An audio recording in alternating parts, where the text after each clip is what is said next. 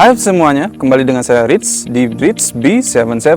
Di channel ini kita akan lanjut ya, cicil Bitcoin sampai nikah episode ke-18 itu. Nah, hari ini Bitcoin harganya range itu 86 sampai 84 ribu dolar itu. Ya, beberapa minggu ini ya, itu banyak hal yang terjadi di makro market ya. Makro itu di pasar yang internasional itu Cina lawan US, ada tarif juga dari Trump itu, terus ada ISO speed ya, jalan-jalan ke Cina itu banyak sekali hari ini. Terus banyak kejadian juga di Bali itu loh. Nah, kita akan bahas satu-satu sih. Sebelum kita cicil Bitcoin ya, seperti biasa kita ngelantur dulu gitu. Dibilangnya ngelantur sih sama netizen, tapi nggak apa-apa. Ini sekedar makro ekonomi dari sudut pandang saya sih. Tuh. Saya di kampung hari ini di sawah, tempat yang paling tenang buat video juga. Kalau di desa, udah di kampung. Nah, kita akan bahas dari tarif Trump. Nah, Trump ini sebenarnya sih bikin tarif karena karena dia pengen rakyatnya bagus, itu pertama. Kedua, mungkin alasan utamanya dia pengen suku bunga The Fed itu turun dari tarif ini itu loh. Dan negara Amerika itu sedang tidak baik-baik saja karena hutang mereka itu banyak sekali, dan sebenarnya negara yang pengen bangkrut itu Amerika, walaupun mereka sebutannya negara maju sih, hutangnya banyak sekali gitu. Mereka kewalahan untuk bayar hutangnya itu, walaupun mereka sendiri yang cetak dolar kan itu istilahnya. Walaupun itu beda sih, the Federal Reserve dengan Bank Dunia dengan Amerika itu dibedakan cuma asalnya dari sana, jadi governmentnya di sana mereka bisa kendalikan tuh.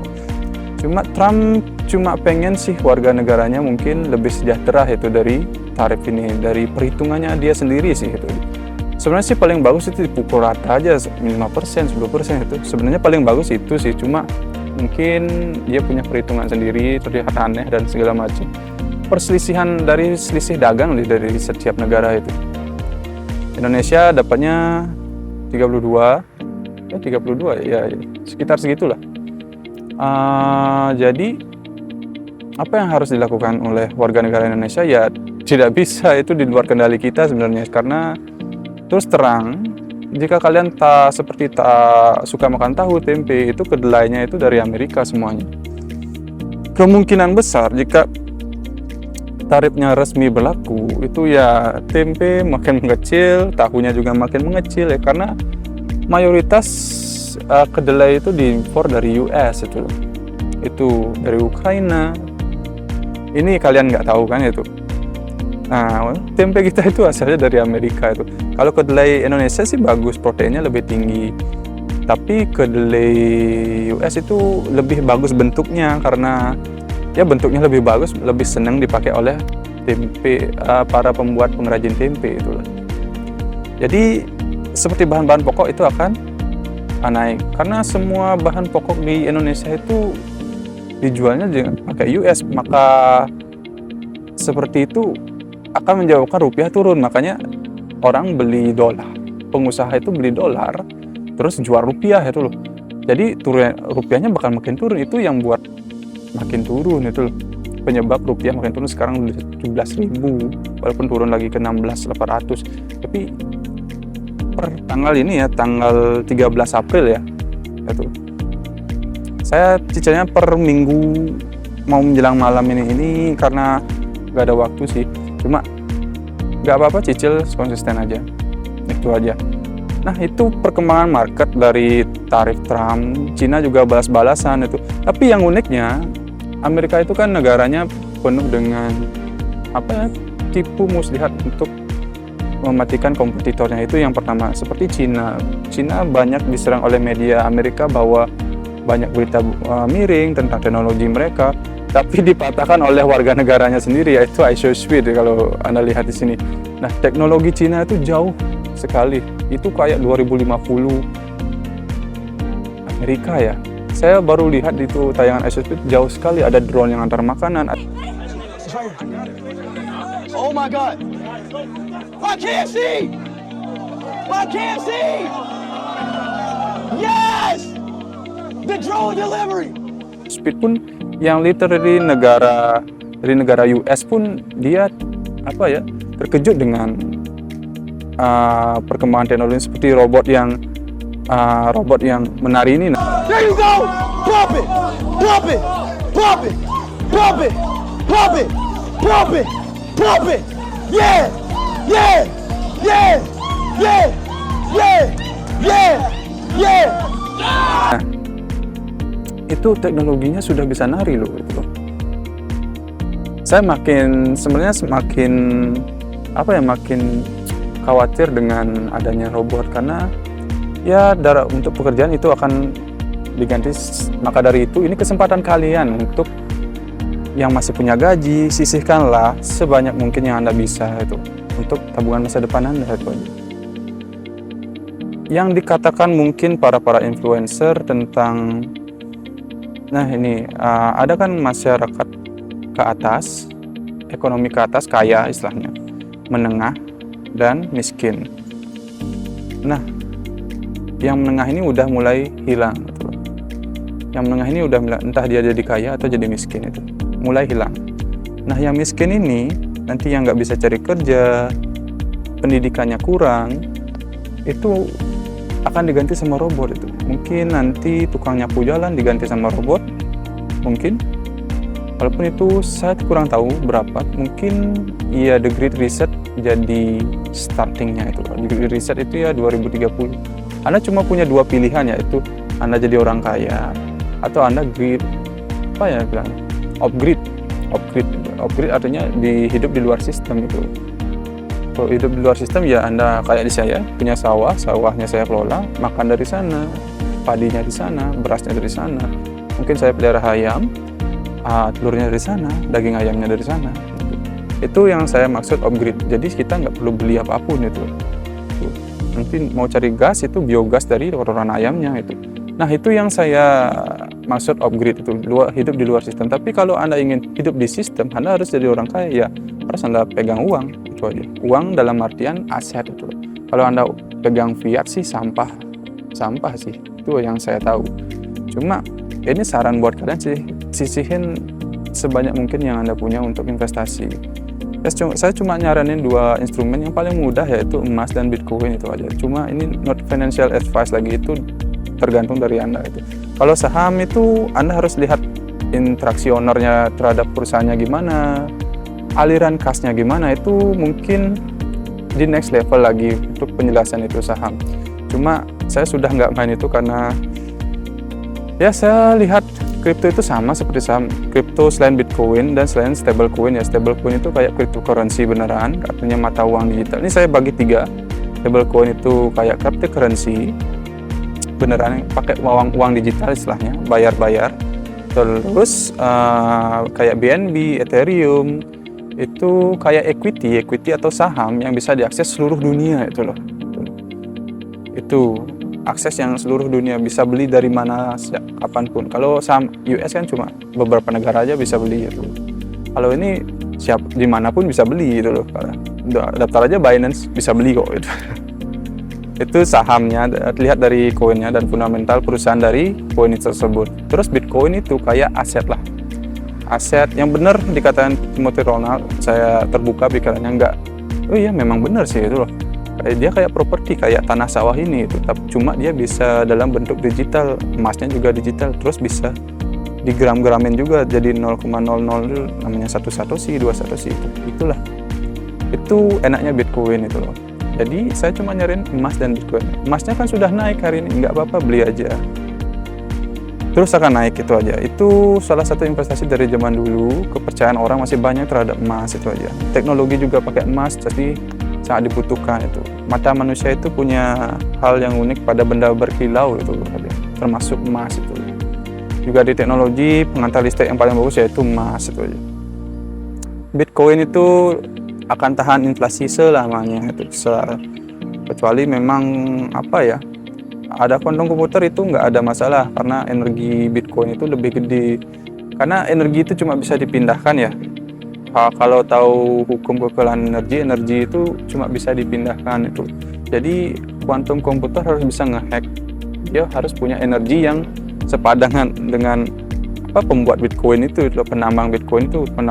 itu udah udah gede banget udah gede banget nyerap energi. Jadi quantum computer harus punya energi segitu buat mecahin energinya dia. Itulah, energi segini bisa mecahin segini gitu. Itu hukum kekekalan energi kalau nggak salah, yang saya tahu. Tapi kalau salah bisa komen di bawah. Itu saya pemula di sini juga, jadi nggak bisa ngajarin apa-apa, not financial advice. Ini yang saya tahu gitu loh. Kedua bukan selanjutnya itu Indonesia, mungkin kalian lihat Pak Prabowo diwawancarai ya, itu ya, Pak Prabowo diwawancarai dari banyak berita. Itu saya appreciate sekali karena dia nggak ngundang medianya dari media dari bayarannya Amerika Serikat lah itu. Ya George Soros juga dan segala macam itu loh. Tapi bukan George Soros saja sih yang pengen hancurin, ada invisible hand. Saya nggak bisa ngasih tahu, nanti saya takut sebenarnya itu. Ada invisible hand itu yang ngandalin George Soros dan segala macam itu loh. Itu ada orangnya kok, dari The Fed juga ada, itu ada. Ya, saya nggak berani cerita itu aja. Cuma kalian bisa baca sendiri dan mungkin akan tahu sendiri itu aja.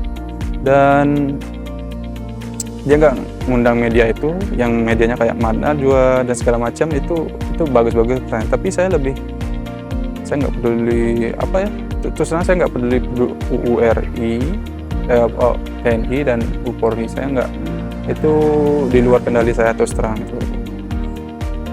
Bahkan mungkin di organisasi mahasiswa itu ada anak buahnya George Soros, mungkin saja itu. Konspirasinya mungkin saja itu. Cuma saya saran saja sih bagi yang nonton video saya, kita berada di apa yang kita bisa kendalikan, itu aja dulu. Investasi apa, bisa emas, Bitcoin atau segala macam, itu yang bisa kita kendalikan. Kalau luar ranah perintah, kita cuma bisa ngasih kritik dan saran, itu aja buat pemerintahan lebih maju. Kalau nggak dijalankan ya itu di luar kendali kita. Itu luar kendali kita cuma bisa kendalikan diri kita sendiri, itu kembali ke diri kita sendiri. Itu kalian bisa fight nggak dengan peraturan yang pemerintah buat itu. Sebenarnya pemerintah kita itu didukung kan, cuma mungkin mereka nggak tahu, ada beberapa pejabat yang nggak tahu artinya uang itu apa, fiat itu apa sebenarnya. Kalau orang tahu apa artinya fiat itu, mereka akan ngerti, nggak akan korupsi loh. Itu loh, fiat itu sampah itu. Apa sih yang mau dicari itu? Apa yang kita kerjakan di dunia ini endingnya bakal sia-sia itu loh. Cuma kita nyari uang itu biar bisa jadi manusia yang next level. Manusia next level yang saya maksud itu ketika kita sudah mementingin, kita bisa memenuhi diri kita sendiri, kita bisa bantu orang lain, itulah bermanfaat bagi orang lain. Itu tujuan saya bikin video ini dan pengen kaya sih, itu aja. Mungkin yang lihat video ini punya tujuan sama. Saya ngumpulin orang seperti itu dalam pembuatan video ini. Saya nggak mau kalian itu jadi menyesal di masa tua, itu aja. Walaupun saya nggak tahu umur saya sampai berapa, nikah saya dengan siapa saya belum tahu karena belum punya pacar, segala macam itu. Cuma saya pengen bagi, nanti nama saya Rich itu. Apakah orang akan mengingat nama saya? Enggak kan, itu aja.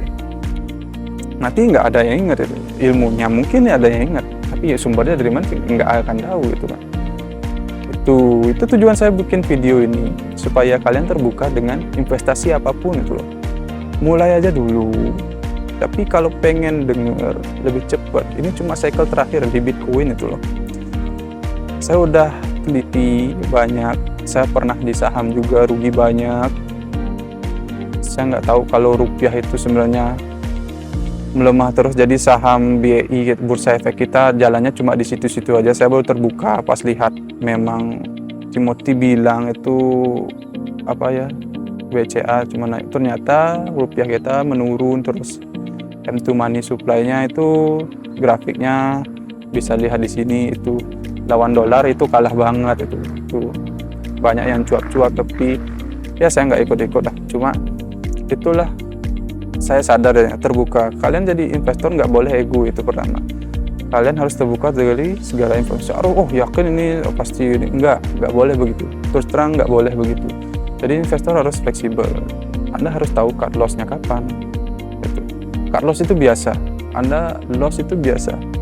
Warren Buffett loss-nya banyak, tapi dia cuan juga dari investasi BYD juga kan. Dari tahun 2008 loh dia investasi di BYD kalau Anda tahu. Dan sekarang BYD penguasa mobil listrik, Tesla pun kalah itu loh. Loh, kan? Nah, itu yang saya maksud. Dari Anda tahu berita intelijen, walaupun kehidupannya nanti mungkin wah baca berita aja kayak bapak, nggak apa-apa itu dibilang, itu jangan dengerin, itu aja ya, itu aja mungkin yang ngelantur yang mungkin saya sampaikan. Cuma pengen kalian tahu gimana sih keadaan makroekonomi lagi sedang tidak baik-baik saja. Prabowo juga bilang, dan jujur saya apresiasi itu, dia mau jujur. Itu menteri-menterinya, waduh, kata-katanya itu dilihat oleh investor luar itu saya kurang suka sebenarnya. THR itu preman biasa minta THR, itu hal yang maklum. Aduh gitu. Lelah saya dengan kayaknya pejabat itu harus dipegang oleh Gen Z yang jujur, itu aja. Saya percaya Gen Z, cuma dari etos kerja memang sih kebanyakan Gen Z itu manja. Cuma saya juga Gen Z kok, cuma ada yang beberapa yang bagus sekali dengan etos kerja. Dia ngerti mental gimana itu enaknya Gen Z. Kalau milenial ya saya nggak bisa ngejek sih, cuma kalau lihat dari bapak ibu saya ya memang dia kekeh sih, itu aja. Gen Z lebih terbuka menurut saya, itu aja. Jadi langsung aja kita cicil Bitcoin sampai nikah episode ke-18 itu. Tapi hari ini kita akan langsung cicil Bitcoin. Nah, saya pakai Indodax seperti biasa. Nah, itu kalau dalam harga rupiah, harga Bitcoin itu 1.424. Bukan 1 juta ya, sorry. 1 miliar, 4. Itu range harga 84.000 sampai 86.000 dolar ya. Sebiasa kita klik Bitcoin, kita buy 350 per minggu. Dengan HP legendaris ini ya lagi. Next. Buy now. Back. Kalau yang mau join boleh, mau support saya pakai exchange ini boleh, itu ada linknya di bawah itu. Mau join ini, kita akan cek Bitcoin kita berapa. Kita refresh dulu. Nah, kita rugi 366. Kemarin rugi setengah juta lebih. Sekarang udah balik ke 366. Masih minus nggak apa-apa. Saya terus akan konsisten buat ini sampai nikah itu. Belum tahu dengan siapa. Cuma kita akan proses. Udah 0,004 total Bitcoin kita dengan total senilai dengan 5.957. Jadi itu untuk update portofolio eksperimen kita. Nah, sampai itu aja hari ini. Thank you so much sudah saksiin. Kalau yang mau gabung grup boleh, ada grupnya Telegram kita sebagai pemula, bisa belajar di sana. Saya pemula juga, sering belajar kok. Ada info masuk, teman-teman juga sering sharing di sana. Terus bisa subscribe, bisa follow IG atau TikTok saya di Rizby77 gitu. Thank you so much. Lawak sekali negeri ini ya. Thank you.